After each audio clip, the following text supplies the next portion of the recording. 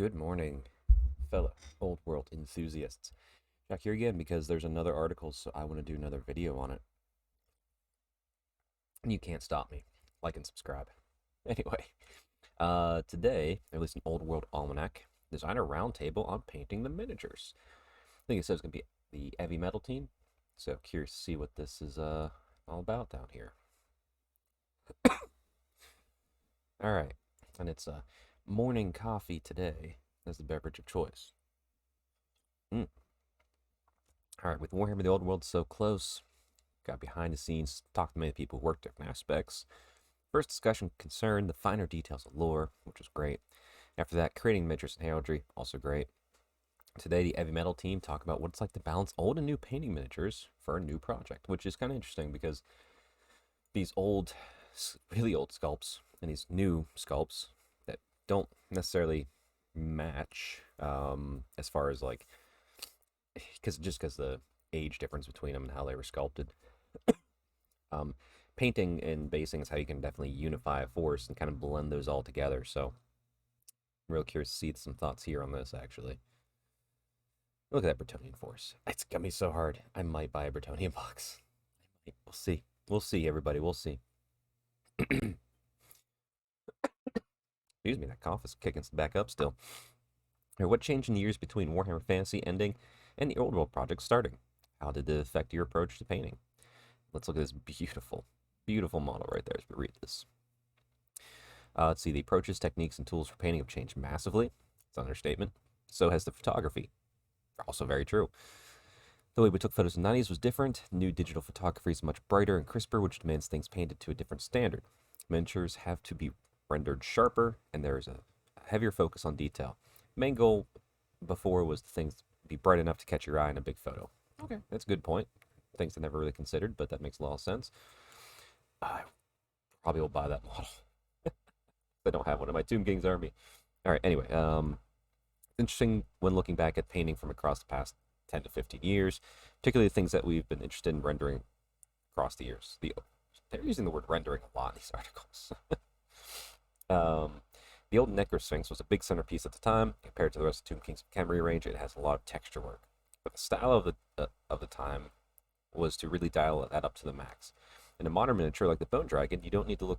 You need to look a bit closer because the detail's still there, but it's not as exaggerated. It's a little more subtle and realistic. It's as subtle and realistic as an undead dragon can be, I suppose. Let's see, Dan. As a result, these changing priorities, the way we approach miniatures has changed. Bretonians are an example of a faction that has changed quite drastically in terms of how we paint them. A lot of focus has been on characters, exemplars in the range that let us reinforce and refine the faction's aesthetics. Very true.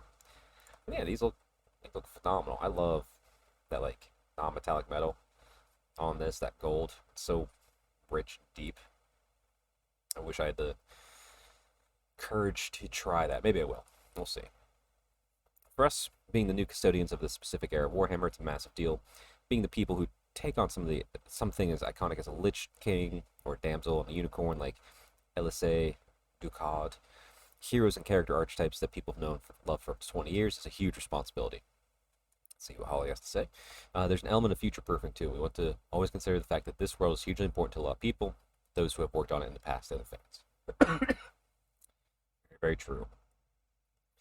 Are you trying to match old styles, or are you trying to push ahead as far as you can? Don't necessarily want to limit ourselves. We can treat something like the Damsel as a statement of intent, a little bit like the designers did with the packed layout of Knights of the Realm on foot. If we then revisit Bretonia in the future, we've laid out so much stronger foundation for future work, which the new modern CAD design, being able to take elements quickly and copy and paste them in means you can have that great looking model, little bits just spread all across the entire army and really tie it all together. So, leading with your best idea is always the goal. When designing the Damsel and Unicorn, we wanted to make the best one we possibly could. When the heavy metal team painted it, they wanted to paint the best one they possibly could. We like to think we've done that. Does that mean we won't ever do anything better? No, because we're always pushing ourselves. Very true. Constant improvement. That's what it's all about. Life in general. All right, the Kingdom of the Kingdom of Bretonia is now all sport a uniform paint scheme. Can you break down your approach to painting this faction? But too early, I guess, for me. It's 10:30. All right, the Foot Knights were a good place to start. We spent a lot of time thinking about how we take something that exists, the idea of the Bretonnian Knights, and modernize the painting in a way that doesn't make them sit outside the existing range.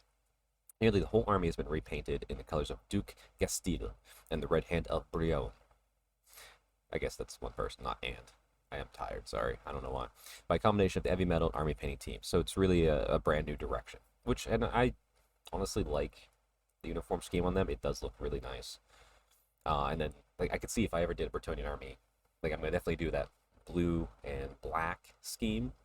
Uh, and then maybe have one unit of questing knights that's kind of like all individualized, just for like one lance formation, just for something like that. To me, that's the Bretonnian army I want.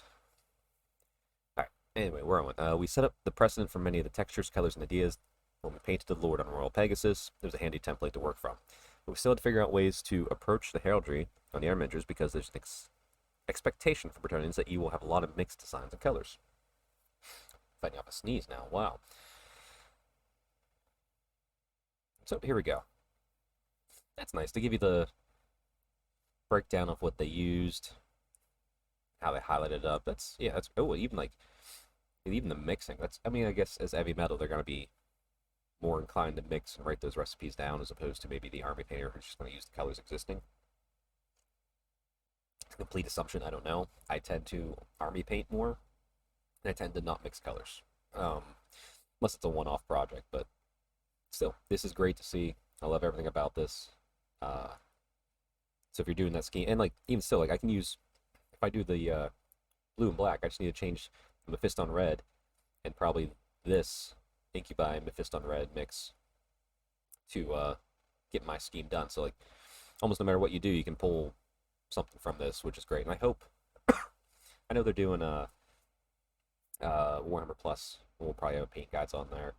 I did actually watch the Warhammer Plus battle report last night. I need to rewatch it if I'm honest, because I watched it with my game club, and like, it seemed like a standard 8th edition game with new rules, changing things slightly as an aside. But the rules flashed up so quickly, I need to rewatch it so I can truly appreciate it, take notes, and maybe do a quick video on what I found. And I guess I can probably show up screenshots of the rules only because I see them all over the internet right now. So, anyway, moving on. Kieran, these knights now fit the army as a uniform force due to the red and black heraldry of Duke Gastil. They're not all the same. Some have corded or checkerboard patterns on their shields. Others might have surcoats painted with patterns of colors split differently. They also have favors and heraldic elements that are painted to match to represent their own personal heraldry. And that's great, because like even within the uniform, you can be this uniform, which fits them perfectly. You pay a lot through these elements too. Some knights have mismatching heraldry across their favors, trinkets, weapons, and helmets. The idea here is that they may have been given certain things as gifts or rewards, or perhaps a weapon has been passed down from a family member or to another.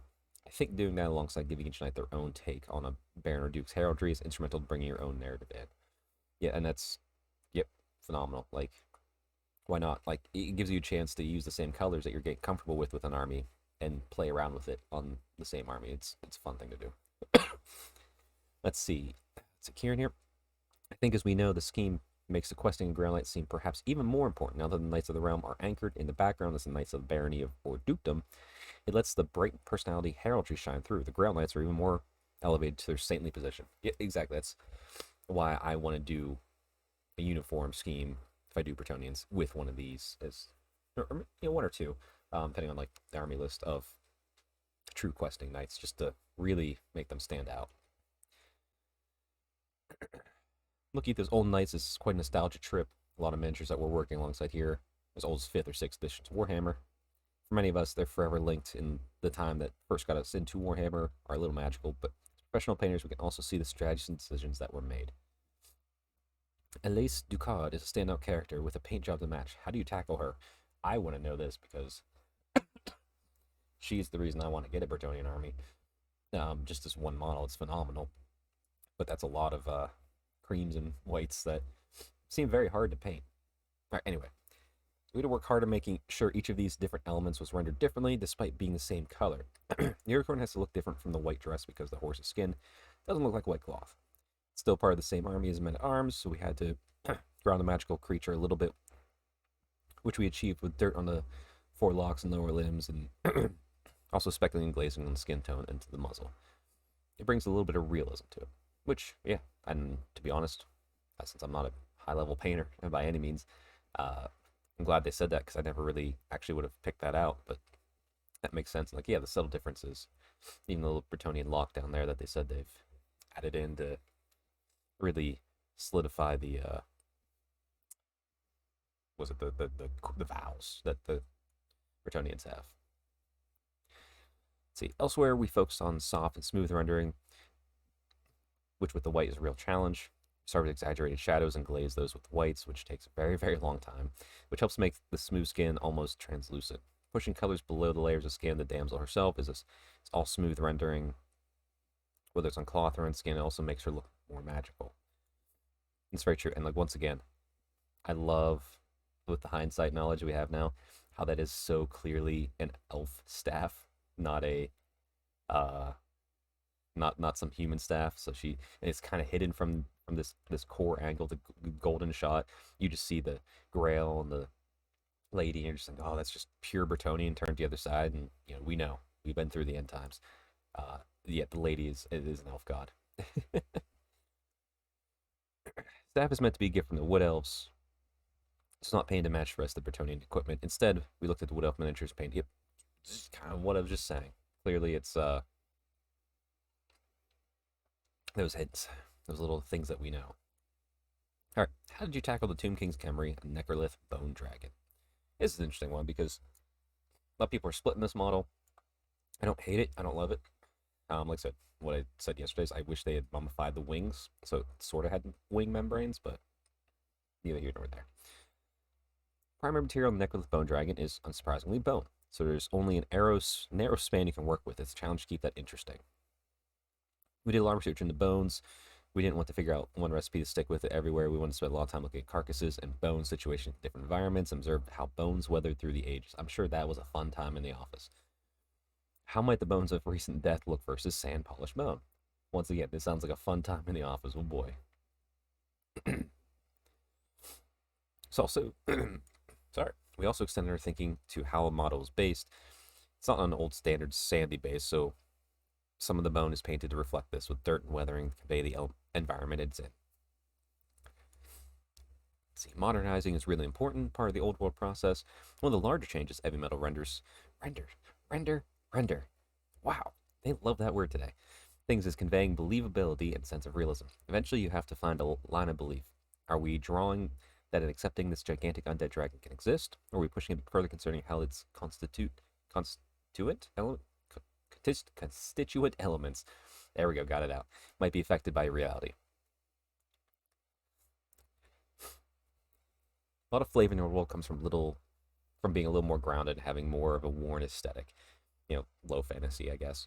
The weathering across the miniature is really important, especially with the metals, and a lot of research was done to how they weather in different environments. There you go. Part of the pursuing believability is to make sure elements like metal are rendered correctly. I've never really heard the word rendering be used in painting, let alone this much. No rust on gold, obviously, no oxidation on steel, and so on. Enamels are a nice focal point across Tomb King's army, adding a little splash of color, so when it came to painting the Bone Dragon, we took care to make it duller and weathered closer to the ground and more polished, gleaming up near the howdah. That's cool. There's a lot of detail work inside the howdah. It was a total dream to paint, and a lot of fun. But it was also really difficult to balance, making sure that the focal point has a little more subtle weathering, such as sun-bleached cloth, which gives it time-worn quality. Exceptionally, Tomb Kings are a little more static than other ranges, and traditions and philosophies are fixed in place. But time has marched on, and with that represented into the painting. Excuse me. The dragon itself was painted to feel like something was alive during the Tomb King's reign, as a status symbol for a king, or a creature or thrall of a mortuary called priest. When they died, perhaps the dragon was buried with them, and then they reanimated after. I think it says a lot that the history of Nekahara, it shows the different side of the way society works. It's an opportunity to open things up. Another element we've dug into is the way the flesh is painted onto Tomb Kings. Though their primary image of the faction is sun-bleached skeletons, there's actually a lot of desiccated flesh on display in old art and Tomb Kings and Lich Priests, which makes sense if you're mummified. There's There's also precedent in the range already, as the old Casket of Souls has a lot of realistic looking fleshy tones on it. It's another case of thinking about where in the world these characters are situated. What's happened to them since then? Skin gets leathery as it ages, paler skin gets quite translucent. These elements need to be transferred into the afterlife. There's some striking green elements in there too, which adds up supernatural vibe. They also want to get some contrast in there, because the whole faction can't just be gold, brown, and red. For example, there's blue on the enamel. Okay, yeah, that makes sense. It looks supernatural and fantastical, but just part of the parcel of how Tomb Kings operate. Makes them feel like they're part of Warhammer. Ultimately, a lot of work's been making things link back to the older miniatures that have been worked on, while also working on how to move things forward. It's a fine line to walk, which, yeah, but that painting's it's gonna unify and make those, when you're playing the game, at least, make them look like a whole army, even if some models are 20 years old compared to the new ones that just came out. There are opportunities for us to pay homage to the long history of Warhammer Fantasy.